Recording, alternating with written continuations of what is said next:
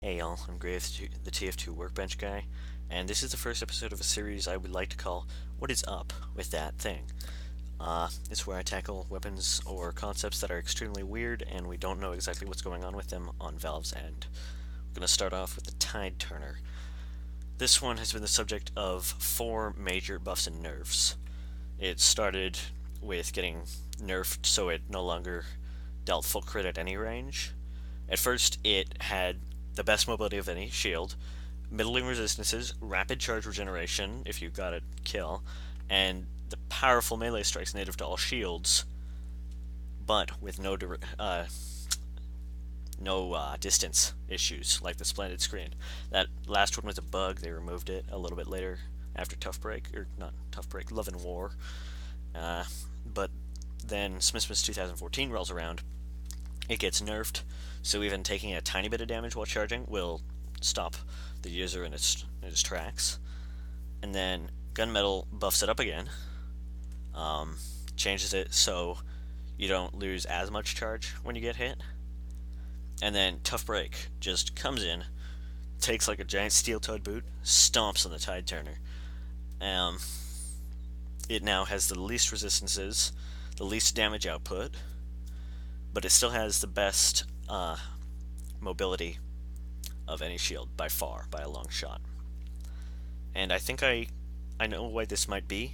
Valve are usually not this dumb about playtesting things and then undoing and redoing all that. So my guess is that it's simple. The meta has changed for the Tide Turner and the Demo Knight in general. Because you don't see this kind of change when the devs are actually testing out their weapons. You see this kind of change when the game is changing around the weapons. That makes the Tide Turner a bit of an interesting case. But I wanted to bring something up. Sometime before Love and War, an update was introduced that had the charge and targe changed so that you could no longer use an Xbox controller to turn as normal with it. And Valve added the Tide Turner in response.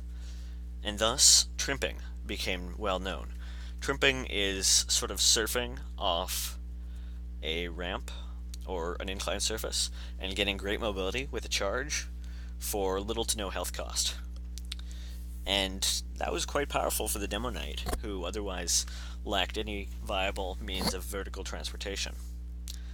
And trimping is a big thing now, and people were using the splendid screen and charge less and less because even though they have the resistances and the damage respectively, no, irrespectively, the Tide Turner had that too, but it was just so much more mobile. It was able to get so many more kills than the others, even though the splendid screen had higher damage and the charge had higher resistances. So the meta ever since gunmetal has been really shifting towards mobility and in general dynamism in the meta. I've talked about this before. Like, if you look at the NG changes, they made the NG a much more active class, especially with the Jag. I will admit. What else did they change? Natasha and the Brass Beast both got damage buffs, so those are useful now. Tomislav. What else? Babyface's blaster got changed a little to promote active gameplay. Yeah, gunmetal was the big shift towards mobility in the meta. So now, the one with mobility is king, and the Tide Turner was that king. It wasn't like a specialist like the other two shields, but it was still pretty awesome at just about any job you needed. Thus, it got the nerf now, and only now, because of how the meta has changed around it, promoting more mobility and change, dynamism, etc., etc. And we didn't get it before, because that's when the meta was kind of focused on black and white defensive offensive play. Like, the prime example is the engineer. You have the wrench, and then you have the Gunslinger. Complete opposites. And with the Demo Knight, you would have the Charging Charge on one end and then the Splendid Screen on the other, and the Tide Turner fell within the Splendid Screen's realm. So if you look back, Love and War was kind of their first foray into maybe making it more of a gray area, but it eventually got this nerf which gave it its own part of the spectrum all to itself.